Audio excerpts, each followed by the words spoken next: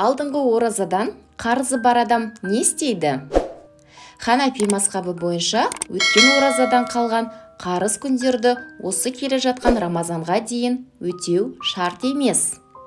Өйткені Алла тағала Құран кәрімде кімде-кім сырқаттанса немесе жолға шықса, аузын ашуға рұқсат, басқа күндері қазасын өтесін дей отырып, Алла қаза ету уақытын шектемей жалпылама айтып отыр.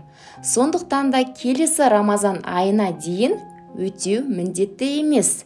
Десек те оразаның қазасын тездетіп, келесі оразаға дейін өтеп тастағаныңыз абзал. Рамазан оразасының қаза күндерін арасын үзбей тұту шарт па? Шарт емес. Ораза тұтушы қаза күндердің арасын қаласа бөліп, немесе арасын үзбей тұтуына болады. Мойнында Рамазан оразасының қазасы бар кісі қайтыс болса, ол отбасына тұта алмаған оразаның фидиясын беруді өсиет еткен болса, уәлилері, марқұмның иелері не істеу керек? Марқұмның өсиеті артынан қалған дүние мүліктің 1/3-нен өтеледі.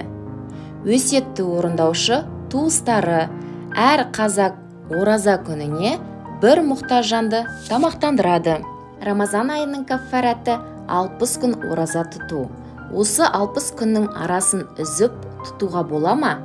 Әлде бөліп ұстауға бола ма?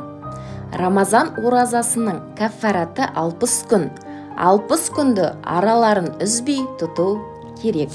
Жақсыларым, егер де сіздерге пайдалы ақпарат болса, жақындарыңызбен бөлісіп, каналыма тіркеліп, лайк басып, комментарий жаза отырыңыздар.